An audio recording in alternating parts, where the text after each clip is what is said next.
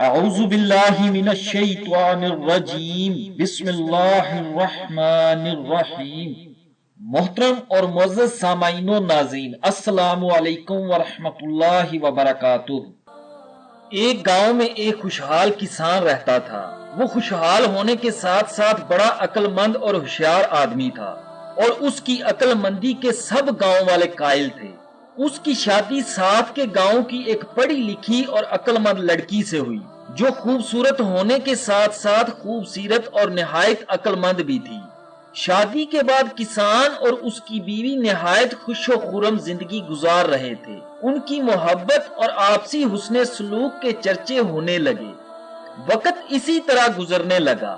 ایک دن رات کے وقت کھانا کھاتے ہوئے کسان نے بیوی سے پوچھا، مجھے ایک بات بتاؤ کہ عورت کا مکر کیا ہے؟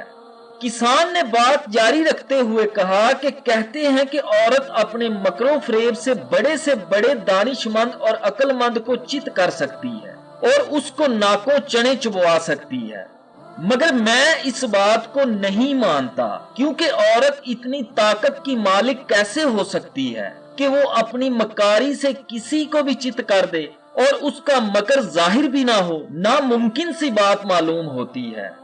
کسان کی بیوی جو ایک عقل مند اور ہوشیار عورت تھی، اس نے کسان سے کہا کہ بالکل ایسا ہی ہے کہ عورت اگر اپنی مکاری اور مکر پر اتر آئے تو پھر بڑے سے بڑا عاقل شخص عورت کے مقابلے میں کچھ نہیں۔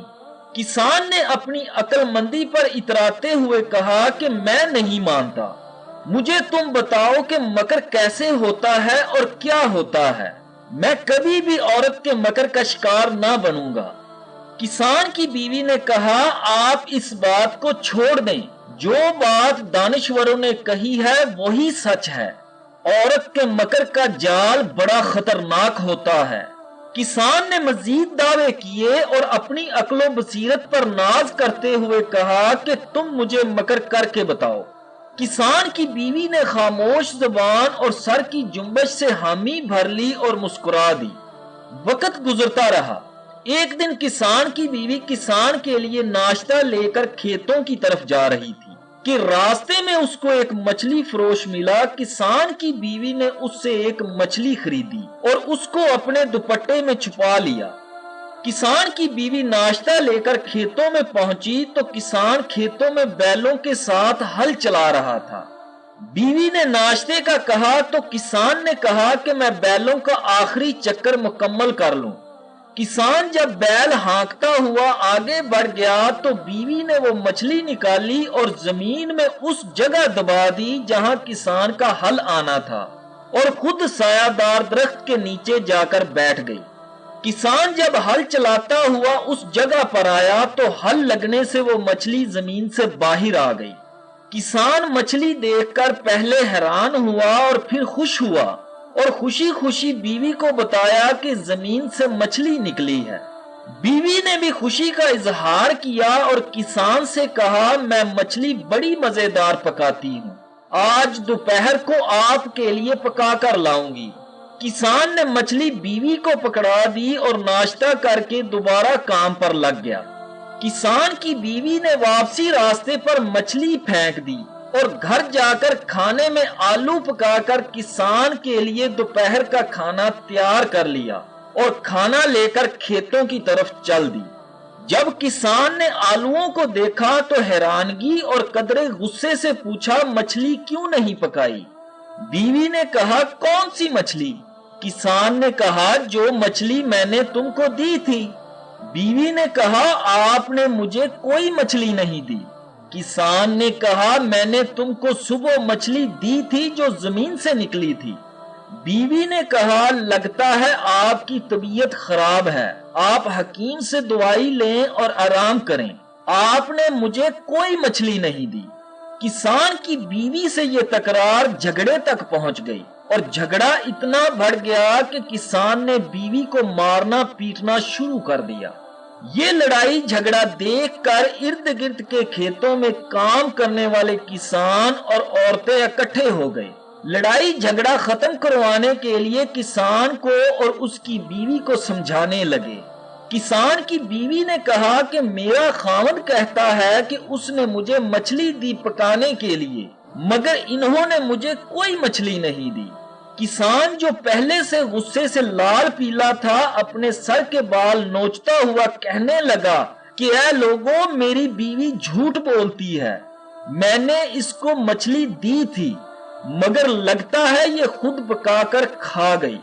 किसान बार बार बीवी की तरफ डंडा लेकर मारने के लिए लपकता, मगर लोग बीच बचाव करवा देते। आखिर बीवी ने कहा कि लोगों, इससे पूछो कि इसने मुझे मछली कहां से खरीद कर दी, यहाँ खेतों में कौन मछली फरोख्त करता है। लोगों ने किसान से पूछा, हाँ बताओ असल मामला क्या है। किसान ने कहा कि हल चलाते हुए मछली जमीन से निकली थी, जो मैंने अपनी बीवी को पकाने के लिए दी। जब लोगों ने ये सुना तो लोग किसान के बारे में चहमगोइयां करने लगे कि लगता है ये पागल हो गया है या इसको किसी जिन या भूत का साया हो गया है। लोग जैसे जैसे चहमगोइयां करते जाते, किसान की हालत खराब से खराब तर होती जाती। लोगों ने किसान को बुरा भला कहा कि अल्लाह के बंदे, जमीन से मछली कैसे निकल सकती है, तुम्हारी तबीयत तो ठीक है, अपना इलाज मुआवजा करवाओ। इसी तरह लोगों के मुंह में जो आया उन्होंने किसान पर लान तान की। किसान ने लोगों की जली कटी बातें सुनकर लोगों को यकीन दिलाने की बड़ी कोशिश की, मगर किसान कामयाब ना हो सका। लोगों ने जब देखा कि किसान की हालत बहुत बिगड़ चुकी है, तो किसान को पकड़कर हकीम के पास ले गए। हकीम ने कहा कि ज्यादा काम करने की वजह से इसके दिमाग पर असर हुआ है, लिहाजा हकीम ने किसान को बेहोशी की दुआ देकर लोगों की मदद से किसान को उसके घर भेज दिया। किसान को 1-2 दिन के वक्फे के बाद होश आया तो उसके दिमाग में साएं साएं की आवाजें अभी भी गूंज रही थीं। किसान ने अपनी बीवी को बुलाकर दर्द भरी आवाज में पूछा कि ये सच है कि मछली मैंने तुमको दी थी, मगर तुमने इनकार किया और लोगों के सामने मुझे रुसवा किया, आखिर क्यों?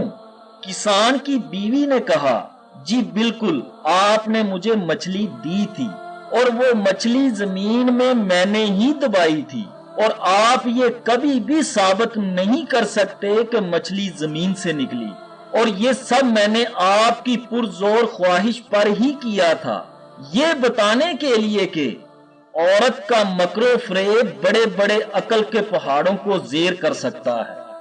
किसान बीवी की ये बात सुनकर हक्का बक्का हो गया और अपना सा मुंह लेकर रह गया। नाज़रीन गिरामी, इसमें कोई शक नहीं कि औरत के मकरो फरेब का जाल बड़ा सख्त होता है।